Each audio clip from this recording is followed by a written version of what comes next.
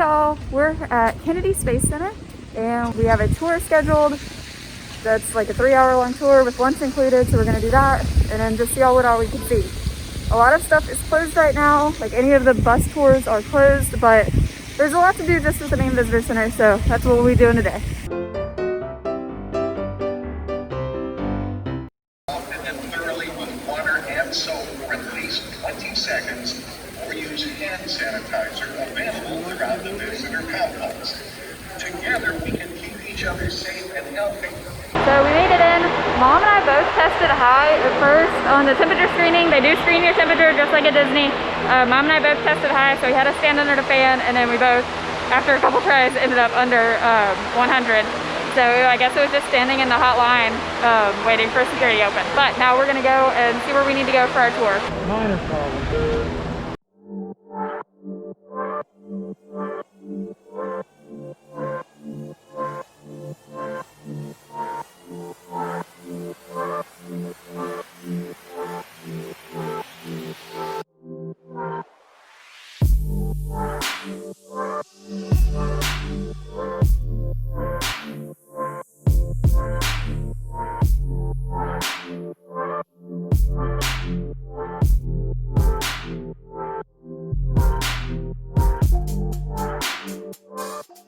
So we checked in and now we're sitting in this room. They told us to sit at a moon table and our tour will be leaving in about 7 minutes. The check-in time is between 10 and 10:15, so that gives you time to like get in the gates and everything, so you don't have to stress about that, because I was a little stressed that we'd be late. And then our tour will leave about 10:20. They have bottled water for us and restrooms. And yeah, so we'll see.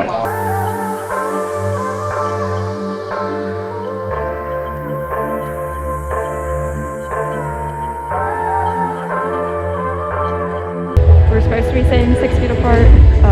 Not a lot of people are doing it, so we're kind of bringing up the back so we can be in charge of how far away we are from people.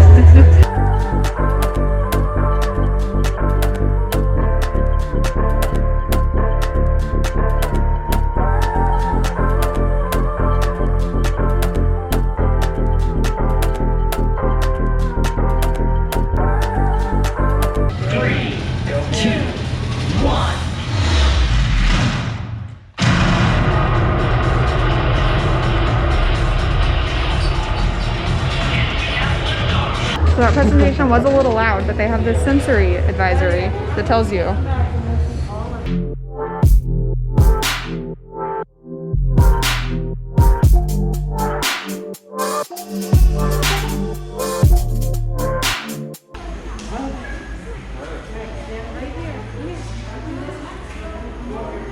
So we've been in here. It's the IMAX theater. Smell the popcorn. Now, this is an exhibit called NASA Now, and here we're going to show you some of the present and future hardware that we'll be using to carry supplies and equipment to and from the space station, and also to carry astronauts back to the moon and on Mars. So right this way, please. SpaceX Corporation, in partnership with NASA, became the first private corporation to carry supplies and equipment up to the International Space Station. And they did it on board this vehicle right here. This is the Dragon 1. Now, Dragon is capable of carrying anywhere from 3,000 to 4,000 pounds of hardware up to the space station. And Dragon is one of 4 cargo carriers we have for the station. We have 2 from the United States, we have 1 from Russia, and we have 1 from Japan. But out of those 4 cargo carriers, Dragon is the only one that can bring hardware and equipment back home to the Earth. Now, you'll know about 2 months ago, astronauts Bob Behnken and Doug Hurley launched on board a crew version of this vehicle known as the Crew Dragon. They stayed up on space station for 2 months before splashing down in that Crew Dragon. Now, the first flight of this rocket is now scheduled for next year. That will be a mission called Artemis 1, and it will carry an unmanned Orion capsule into a lunar orbit, circle the moon for quite some time, and launched into a high Earth orbit, topping out at about 3,600 miles above the Earth. And from that altitude, this capsule was sent roaring back through the atmosphere at speeds in excess of 25,000 miles per hour. The old Apollo command module had about 2,500 dials, switches, knobs, and circuit breakers inside. This vehicle will have about 36 hard switches. All the rest will be done by touch screen. So we got up at 2 a.m. to watch a launch for this type of rocket, and after about an hour of difficulties, they ended up scrubbing it. So, love-hate relationship with this rocket right now, because it's why I lost sleep last night.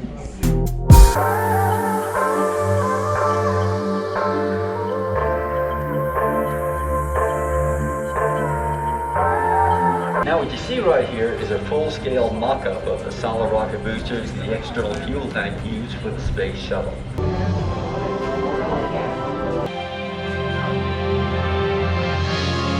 It really emphasizes to all the men and women who are involved in all this. As I always say, the only thing more remarkable to the technology around here are the people behind it, the people who design it, build it, and keep it flying.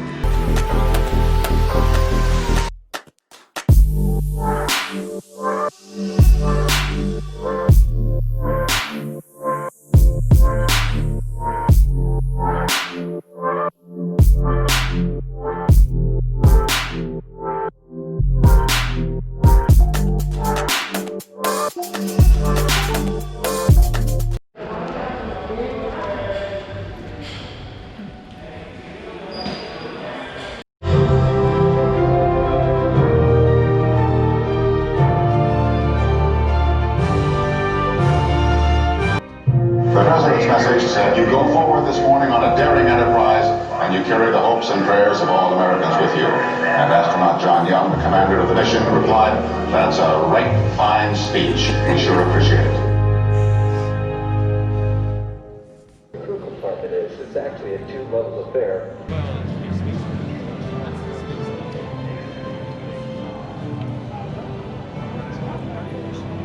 Are thrust during the launch phase, and they burn for a total of 8 minutes and 40 seconds. Lost the orbiter calendar, and as you realize, the astronauts have to have some means of escape from the orbiter. So one of the things he came up with were these launch and entry suits, which are Birds of NASA.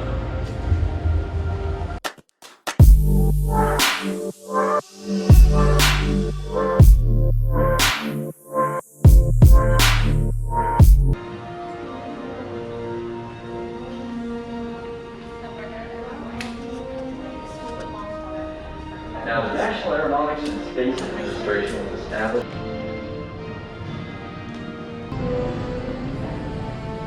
in his hand. Wally Schirra had gone to Wolfie's Delicatessen the night before. They had a sandwich made up there, and they smuggled it up in John's late pocket. So this said, sure, why not? He took a couple of bites. Well, crumbs started to float through the cabin, so they wrapped the sandwich up and they hid it away. About 2 weeks later, at an engineering debrief, one of the engineers started to ask questions like, "Do you guys know anything about breadcrumbs in the capsule? We've been finding breadcrumbs in the capsule." No, we don't know anything about it. Well, finally, the story came out, and the public just loved it. Unfortunately, the Congress wasn't too amused. In fact, 2 congressmen went so far as to say that Grissom and Young should be court-martialed because they didn't take the space program seriously enough.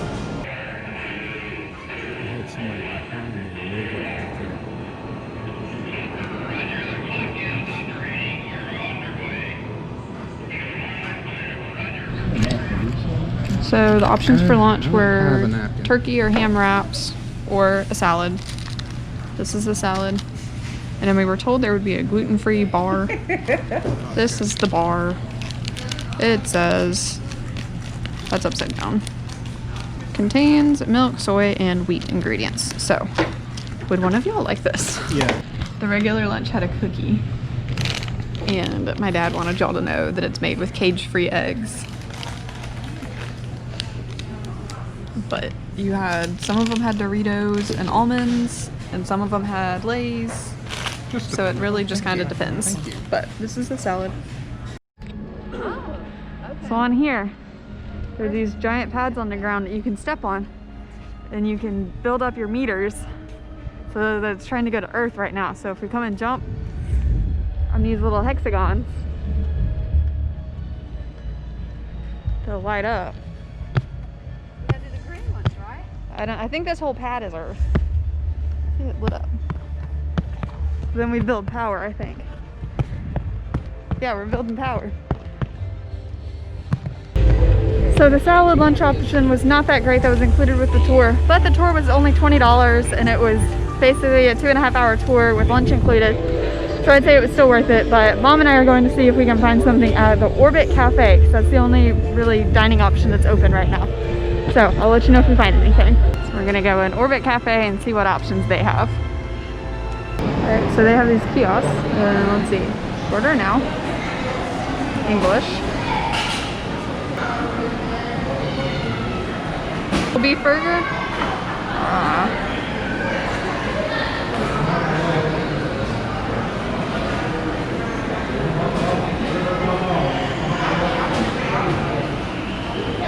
And I'll get some fries. I don't want any water or anything. Gluten-free brownie. Okay, your turn. This is inside the restaurant. It has hydroponics. So these grow hydroponically in nutrient-enriched fluid with light temperature and carbon dioxide levels controlled. So it grows in water. This is my burger. I got cheese and fries. He's looking at it. And these birds are eyeing us. One just took a fry out of Dad's hand. There you go. There's one behind you, Dad.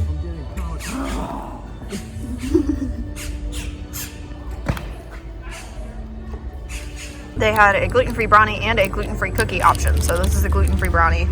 It's Rich's brand, which I've never heard of, but hopefully it's good. This is Atlantis just as she appeared when she re-entered on her last mission. And we learned on our tour that right there is where they dock with the space station. And so they go, where the crew is 2 stories, and then they go down and go up to get into the space station.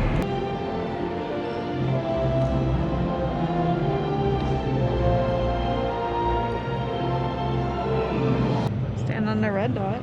I'm on the red dot. Spacewalks require thinking, precision, and patience to get the job done. Can you handle working in space? I don't know. Me. Use your arm to select a mission. Oh man. Then wait for the blue circle. Let's do basic. Okay, I already know I can't work in space. Use the hammer Yeah, I to did detach it. the... I didn't hear any of those directions. I have a hammer.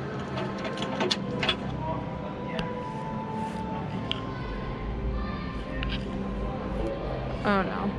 Oh no. Oh, it's moving me. Okay. Hit the solar panel a few times with the hammer. Hey!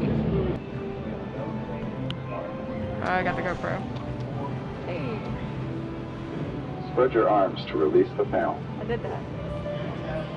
Maybe working for NASA could be in your future. Look at that. I did it. Look, I got 100% on everything. So they still have all of the touch screens going, which is interesting right now. This is a mock-up of the Hubble Space Telescope. So Atlantis ran for 26 years, 33 missions. It transported 207 astronauts and flew 126 million miles. It spent almost a year, I guess that's 10 months, sort of, in space. Which is pretty neat. So during non-COVID times, you can come and actually slide down and land like the shuttle. So they have these 2 slides and you can slide down them and race each other. I have footage from this from the last time I was here, so I'll put that in now.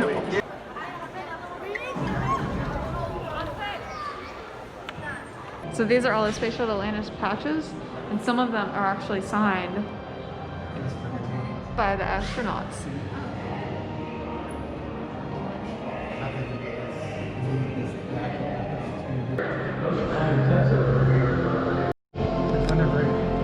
Which I think he said it did.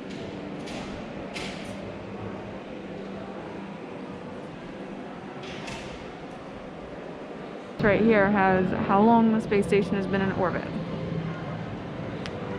So 7,900 days. That's a lot.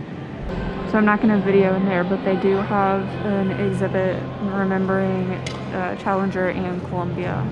So this is the model that was actually tossed at the engineers telling them that they were going to create a space shuttle. They used this Airstream, or a Airstream trailer, up until 2011 to transport the astronauts. And the SpaceX launches now, they use Teslas. So we've come a long way. Right now, the gift shop is actually closed at the Atlantis exhibit. So the only gift shop open right now is the space shop, which is the main gift shop. They do have simulators over there and the launch experience, which is included in your entrance ticket, and it's like a simulator of a launch kind of. I have no desire to do that right now though. So there's a time capsule behind this wall that was created in 2011, and it was created by the Space Shuttle team honoring the 30-year Space Shuttle program, and it's still behind this wall. It'll be unveiled on July 22nd, 2061 to honor the 50th anniversary of the shuttle program's final mission. So we're out here kind of behind Atlantis where it lets out, and this is an astronaut memorial. Gus Grissom, Ed White, and Roger Chaffee from Apollo 1.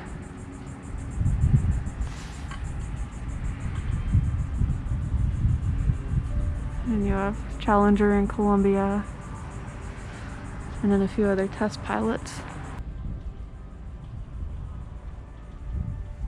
It says, whenever mankind has sought to conquer new frontiers, there have been those who have given their lives for the cause. This Astronauts Memorial, dedicated May 9th, 1991, is a tribute to American men and women who have made the ultimate sacrifice, believing the conquest of space is worth the risk of life. I see you. I know what you're doing. Going in the gift shop.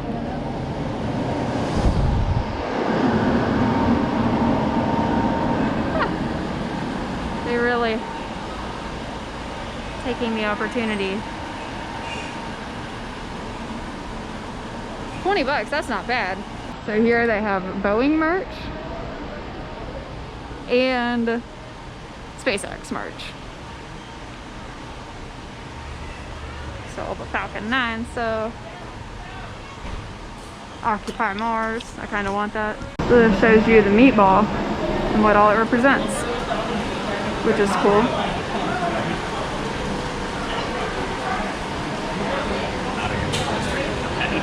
And then you have the worm, which is making a comeback. And then you have the original NASA seal.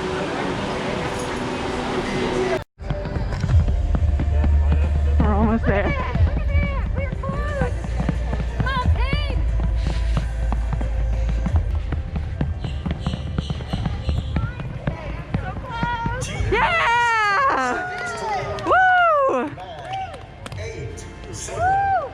Ignition sequence start.